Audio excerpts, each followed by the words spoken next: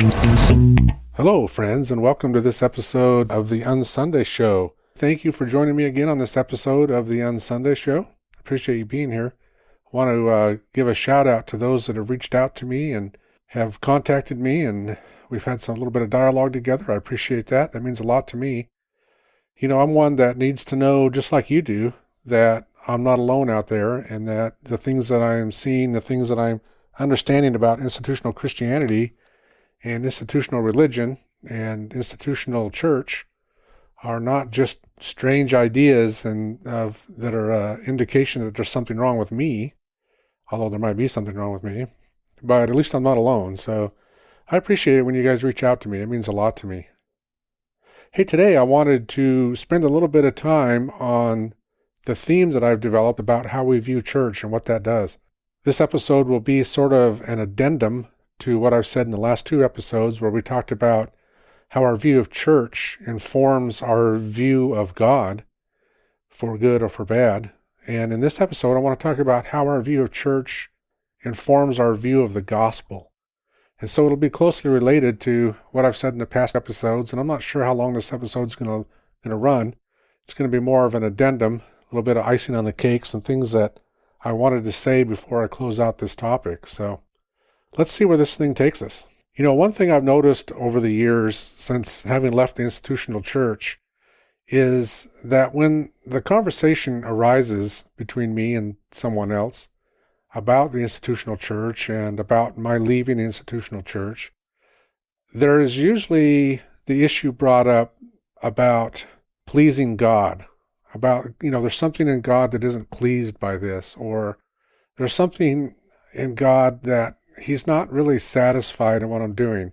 You know what I mean? You ever have that happen to you? Like, for example, when I'm talking to someone about the liberty that I enjoy in Jesus, someone invariably brings up the idea that, yeah, but, you know, they start talking about all the exceptions. Yeah, but, you know, God will be displeased with you if you do this, or, you know, God might not be as happy with you if you go down that road or this road, or, you know, whatever the topic is. It's almost like there's a part of us, and see if this isn't true in your experience. It's almost like there's a part of us that on some level wants God to be dissatisfied with us. That there's something in us that wants God on some level to be a little bit displeased with us. And maybe that's because we're so driven to do, and we think, well, we can perform our way out of that.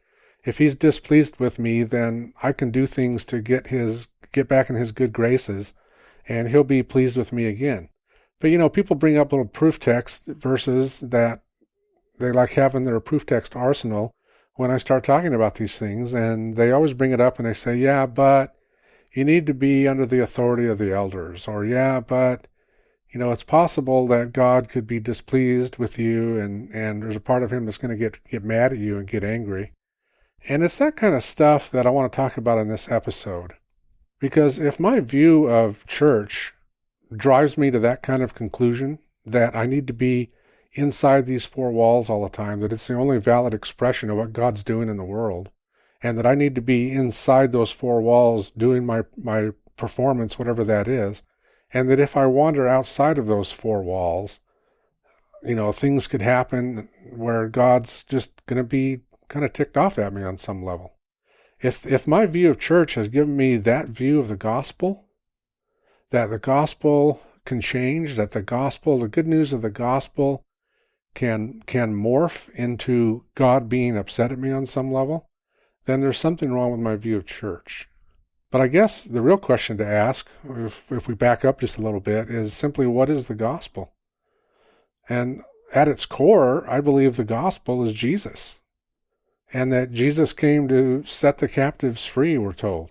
He didn't come to put more burdens on us. He didn't come to give us a to-do list. He came to release us from the to-do list. He came to take the burdens away, not to pile them on.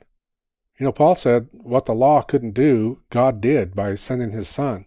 And I could paraphrase that and say what rules and regulations can't do, God did by sending His Son.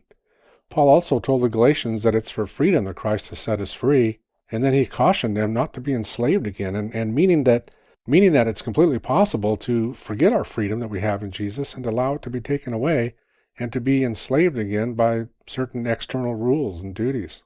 And if, Sunday to Sunday, if what we're hearing from pulpits isn't setting us free, if what we're hearing from pulpits is mostly moralistic obligation and moralistic duty, then that's going to eventually lead us down a path to despair. Because it's only in the gospel, it's only in this work of Jesus that's done outside of us that sets us free. And in much the same way that if what I'm hearing in church is giving me a wrong view of God, if what I'm hearing in church is giving me a wrong view of the gospel, then it's time to re-examine that and take whatever actions are necessary. Because really, I think it boils down to this. If what I'm hearing on Sundays puts me back under bondage and gives me a view of God that He's mad at me on some level, then I've believed something other than the gospel. And if God is disappointed in me, where do I turn? I can't go to the leaders because they're the ones telling me that God's got a problem with me. And I certainly can't go to God because I'm being told that He's got something against me. And my view of Him then becomes the problem. You see, this is what happens to a lot of people, and this is what's happened to a lot of people that I've talked to who've left institutional Christianity. They haven't left Jesus, but they've left the institution of church. And one of the common threads that I hear in the different stories of people that I talk to, and maybe it's this way for you as well, is that we started out our Christian life just experiencing this amazing freedom that we have in Jesus. This freedom from sin and condemnation and guilt and shame, and enjoying that relationship with Him and understanding that we've been set free from those things. But then we get involved in church, don't we? We get involved in church, and church starts to clean us up. And I'm using air quotes when I say clean us up. And all of a sudden, the message starts to morph from Christ alone and Christ in you, the hope of glory, to Christ in you, but you need to be serving more. You need to be doing more. And some of the things we've talked about, like tithing, like formal church membership, like serving, and some of these things that we've talked about in the last couple of episodes that then spill over and become an indication that I'm really beginning to lose my freedom in Christ, and that Christ is no longer the central message. Christ is no longer the central focus, but my moralistic improvement replaces the message of the gospel. And it's in that moralistic improvement message, it's in that message of moral improvement that I can begin to think that God is never really quite satisfied with me. That there's always one more thing I need to do, and that I better be careful because the other shoe could drop. And if it drops, I'm going to be in a lot of trouble. And so we kind of have this cowering fear of God, this fear of judgment, this fear of condemnation that shouldn't be there, that's given to us by how we perceive what God is doing in church. And the message that we hear within those four walls reinforces that a lot of the time. I think that's one reason that so many people are leaving, because they're not safe there. There's no safety there. You don't feel safe there. I know that for me, it's one reason that I left. It's also one reason that I left the theological system of Calvinism, because Calvinism gave me a father that didn't look much like Jesus. If we've got a father that looks like Jesus, which Jesus said we do, and so did the writer of Hebrews, said that Jesus is the exact representation of the Father. Well, if our system of theology, or if the religious system that we're in gives us a view of the Father that doesn't look like Jesus, then something's wrong with our view of the Father.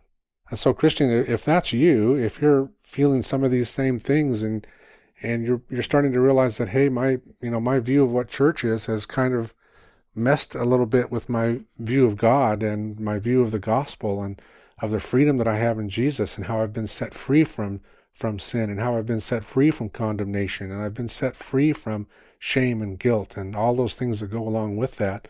And I'm starting to experience shame and guilt instead of the freedom that I have in Jesus. Then it might be time to take that walk as well. And if it is, I want to encourage you to be bold enough to do that if you think that that's what you need to do. But regardless of what you've been told, Christian, the bottom line is this, that God's opinion of you hasn't changed, and it never will change, and He loves you. And there's many valid expressions of the ecclesia. There's many valid expressions of what Christ is doing in the world today besides that institutional setting. So be free. Until next time, bye.